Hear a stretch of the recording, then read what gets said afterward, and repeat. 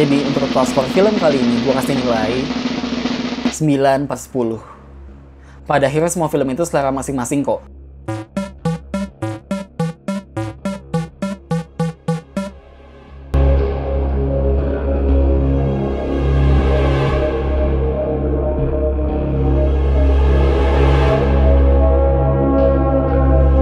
Salah satu film dari Lars von Trier yang menurut gue ini film dia yang paling gila. Sebenarnya gue nonton film Nymphomaniac aja, menurut gue itu filmnya udah cukup gila. Tapi ini menurut gue kayak to the next level of gilanya dia tuh kayak dikeluarin semua di sini sih. Nah di sini pun gue nggak nonton trailernya, gue juga nggak baca sinopsisnya, gue langsung nonton aja. Dan memang ada yang request juga gitu kan untuk review film ini. Cuma pas ketika gue lihat, oh ternyata filmnya 2,5 jam gitu ya, durasinya lumayan lama juga nih gitu. Dan apalagi nih ditambah dengan rating Google yang sebenarnya kurang bagus gitu kan, nilai IMDb-nya, nilai Rotten Tomatoes-nya itu sebenarnya kurang bagus.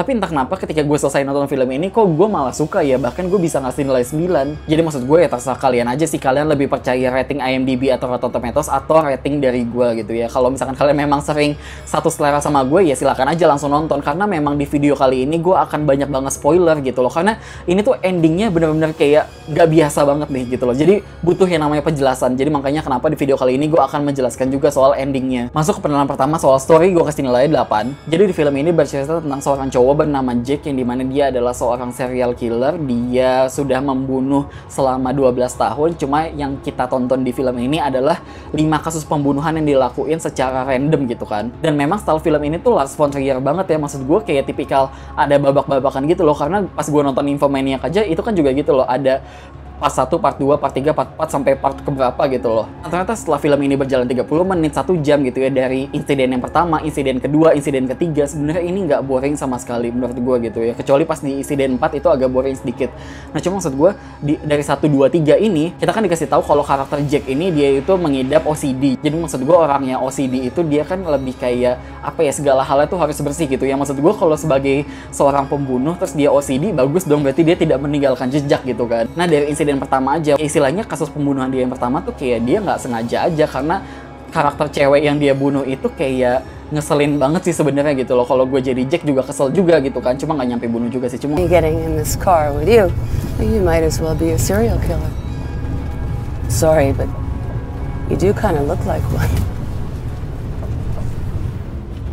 Cuma maksud gue ya dari first insiden ini, yang dimana kasus pembunuhan dia yang pertama ini akhirnya berlanjut lagi gitu kan. Cuma ketika ini nyampe ke insiden kedua, yang menurut gue ketika dia ngebunuh seorang ibu-ibu gitu, yang menurut gue itu kayak agak aneh aja sih. Karena apa ya, mungkin lebih kayak mendefinisikan seorang serial killer aja, dia ngebunuh ya ngebunuh aja gitu loh, tanpa alasan. Karena kalau misalkan insiden pertama dia ngebunuh karena dia kesel sama si ceweknya, nah kalau misalkan yang kedua dia ngebunuh si ibu-ibu karena dia pengen ngebunuh aja sih sebenarnya. Dan bahkan nih kalau ngomongin soal adegan sadis gitu ya, dari insiden yang pertama itu lumayan, sampai insiden kedua itu sadis banget sih, parah banget, wow banget.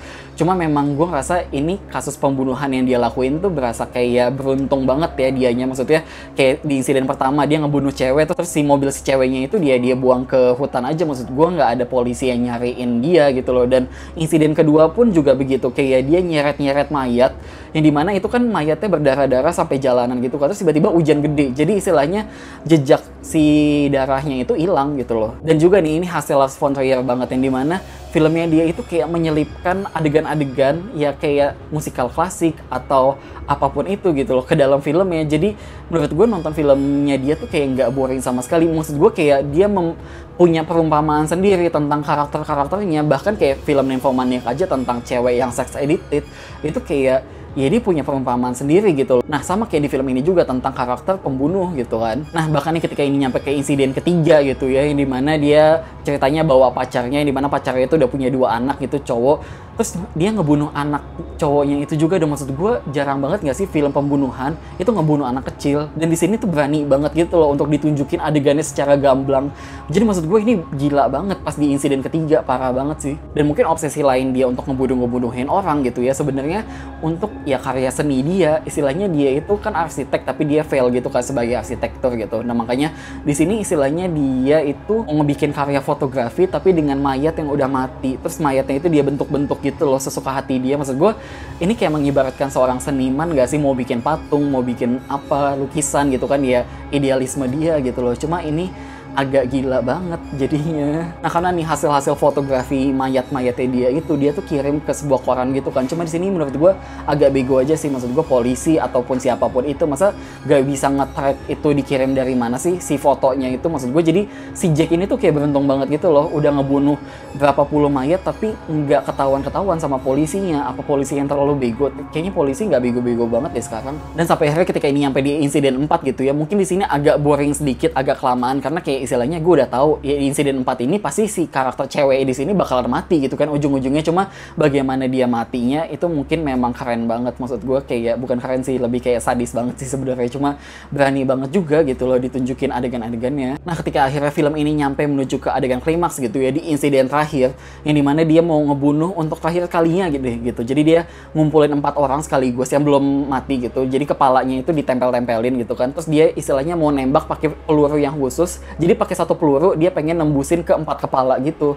Jadi kayak ya ide gilanya dia lagi gitu kan. Nah di sini dia tuh mau ngelakuin pembunuhan terakhirnya itu di sebuah freezer yang dia punya. Jadi selama ini setiap kali dia ngebunuh orang dia tuh masukin ke freezer itu kan, kayak ruangan freezer daging-daging gitu sih sebenarnya. Dan dari awal film juga kita tuh dikasih tahu kalau di situ ada sebuah pintu yang nggak pernah bisa dibuka sama dia. Jadi di sini gue langsung masuk aja ke bagian penjelasan gitu karena di sini akan agak spoiler ke soal endingnya. Sebenarnya menurut gue di sini diibaratkan freezer yang dia punya itu tuh kayak otak dia yang udah membeku gitu loh. Istilahnya ya dia ngebunuhin orang nggak pakai perasaan. Nah soal pintu yang nggak bisa dibuka itu menurut gue itu lebih kayak pintu hati nurani dia sih, istilahnya ya pintunya itu kekunci gitu. Nah akhirnya ini ketika si pintu itu bisa kebuka, ini tuh lebih kayak ya udah hati nurani dia kebuka terus dia jadi sadar gitu loh tentang segala halnya. Nah akhirnya nih ketika dia bisa buka si pintunya itu, ternyata di dalam ruangan itu ada cowok bernama Verge yang dimana selama film ini berjalan dari menit awal gitu ya, kita tuh kayak mendengar narasi antara si Jack sama cowok bernama Verge gitu kan, tentang ya ngomongin soal moralitas, soal karya seni dan segala macamnya, soal ya motivasi dia ngebunuh itu apa gitu loh. Istilahnya itu kayak tanya jawab antara si Jack sama si Verge itu kan. Nah ternyata loh kok si Verge itu ada di dalam ruangan itu. Nah memang karena ya istilahnya Verge itu lebih kayak karakter yang membuka pintu hati dia sih. Yang artinya menurut gue ketika dia buka pintu itu dia lebih kayak tobat aja gitu loh. Akhirnya gue sadar nih. Dan sepanjang film juga kita tuh dikasih lihat kan adegan dimana si Jack ini ngebangun sebuah rumah yang tadi dia ngebangun rumah pakai batu bata yang abu-abu, terus dia gusur lagi, dia dari nol lagi, terus dia bangun rumah dari kayu, terus dia gusur lagi, terus sampai endingnya akhirnya dia bangun rumah dari mayat-mayatnya itu gila banget sih sebenarnya. Cuma gue jadi inget sama series Hannibal kan. Cuma di sini maksud gue lebih kayak apa ya, poin tentang judul film ya, The House That Jack Built gitu kan. Yang sebenarnya menurut gue rumah yang dia bangun itu tuh semacam kiasan aja sih, kiasan dimana kayak ya perjalanan pembunuhannya dia ini gitu loh, apa yang dia cari sih selama ini gitu, kenapa dia belum puas-puas gitu kan. Nah sampai akhirnya ketika dia udah ngebangun rumah dari mayat-mayatnya dia itu gitu kan, itu tiba-tiba polisi tuh udah ngejar-ngejar dia gitu, udah kayak mau ngebobolin si pintu freezernya itu kan. Nah cuma di situ kayaknya ada momen si polisinya itu nembak-nembak dan kayaknya sebenarnya Jack itu udah ketembak sih dari situ. Jadi makanya adegan dia turun ke bawah lobang gitu, lobangnya ada di rumah mayatnya dia itu tuh ya udah fantasi aja, udah fantasi yang ada di dalam benaknya dia. Karena nih adegannya pas gue nonton gitu ya, pas dia turun ke lobang itu tuh kayak apaan dah ini film aneh banget, jadi kayak fantasi banget gitu loh. Maksud gue kayak dari awal sampai ya menuju dia masuk ke lubang itu tuh kayak film pembunuhan biasa aja, tapi ketika dia masuk ke lubang itu loh kok ini jadi kemana-mana sih gitu kan. Oh ternyata jadi selama narasi yang voice over yang dimana itu dialog antara si Jack sama Verge itu tuh ya sebenarnya dialog yang udah di alam bakanya dia gitu loh. Jadi menurut gue ya dia udah mati, terus dia di sini adalah perjalanan si Jack dianterin sama Verge, yang dimana Verge itu karakter dari Virgil. Jadi kalau misalkan kalian searching di Wikipedia gitu ya tentang Dante's Inferno, kalian searching aja deh, baca sendiri gitu ya, karena gue jelasinnya agak bingung. Pokoknya karakter si Virgil ini atau Verge gitu ya, dia karakter yang nganterin si Dante ini untuk ngeliat-liat neraka. Jadi maksud gue ya di endingnya ini tuh nggak mau kayak cuma sekedar apa ya, karakter pembunuh ditangkap polisi kelar gitu kan, tapi di sini pengen ditunjukin apa sih yang kejadian kalau misalkan karakter pembunuh terus dia ditembak mati, terus ya udah pas di alam bakanya kayak apa gitu kan. Jadi ini ketika film ini nyampe ke adegan klimaksnya gitu ya, ternyata adegan klimaksnya tahu nggak apa? Adalah si karakter Jack ini harus nyebrangin semacam kayak jembatan Siratal Mustaqim gitu loh istilahnya kalau misalkan di Muslim kan gitu. Cuma maksud gue unik aja gitu loh. Jadi ini bukan cuma sekedar film pembunuhan biasa. Mungkin ya menurut gue film ini tuh bisa dibandingin sama kayak film The Lighthouse atau Mother, yang maksud gue ketika kalian selesai nonton filmnya tuh nggak bisa kayak oke pakai satu perspektif doang gitu loh, tapi kayak perspektif lain-lainnya tuh kalian harus bisa mencerna juga. Lanjut ke soal screenplay, gue kasih nilai 9,5. Nah, kalau misalkan sepanjang film kalian perhatiin dialog-dialognya antara si Jack sama Verge gitu ya, itu tuh kalian perhatiin deh, kalau mereka ngomongin soal karya seni, ngomongin soal moralitas, ngomongin soal apa pokoknya segala macamnya, kalian benamkan di otak kalian bahwa itu tuh berhubungan dengan karakter pembunuhnya ini gitu loh, tentang si Jack gitu. Karena semuanya itu jadi nyambung aja. Karena maksud gue film ini tuh kayak mencoba menjelaskan karakteristik atau motivasi seorang pembunuh itu, tapi dengan cara yang puitis, dengan cara yang indah istilahnya. Bukan kayak oke, gue mau ngebunuh dia, kelar gitu. Tapi di sini tuh kayak pakai ibarat-ibaratkan gitulah pokoknya. Kalian nonton aja deh pokoknya. Jadi makanya gue saranin kalau kalian nonton film ini tuh wajib banget fokus sama dialognya, karena kalau kalian miss ya dikit gitu sama dialog ya, kalian pasti nggak akan ngerti ke belakang. Lanjut ke soal directing, gue kasih nilai 9. Udahlah Lars von Trier, udahlah ini memang gila banget filmnya, udahlah. Lanjut ke soal aktor dan aktris, gue kasih nilai 8,5. Semuanya oke, aman, bagus kok bahkan. Lanjut ke soal sinematografi dan film editing, gue kasih nilai 10. Sebenarnya kalau ngomongin soal sinematografinya, ini bukan film yang tipikal sinematis bagus gitu ya, karena ini style Lars von Trier banget gitu loh. Kalau kalian udah nonton Infomaniac juga, ini tuh tipikal kayak kameranya itu kayak handycam. Jadi kayak kameranya itu kadang agak shaking, following, terus juga ngezoom gitu, tapi ngezoomnya pun kayak ngezoom pakai handycam, ngerti kan, yang kayak set gitu loh. Jadi maksud gue punya style aja sih di sini. Yang maksud gue kita tuh nonton film ini berasa kayak lagi nonton film dokumentasi. Dan yang gue juga suka soal editingnya, mereka tuh kayak ya ketika dialog kayak ini ngomongin soal karya seni siapa, ngomongin soal seniman siapa, atau fotografi apa, atau si yang tadi gue bilang Dante's Inferno, mereka tuh mencampur itu gitu loh. Jadi kayak ya menarik aja, visual yang kita lihat tuh bukan cuma sekedar orang ngebunuh kelar gitu, tapi banyak cuplikan-cuplikan lain juga. Lanjut ke soal production design, gue kasih nilai 9. Udahlah, ini production design-nya menurut gue niat banget sih, dari segi propertinya segala macemnya oke banget. Dan masuk ke soal kostum, makeup, dan hairstyle, gue kasih nilai 10.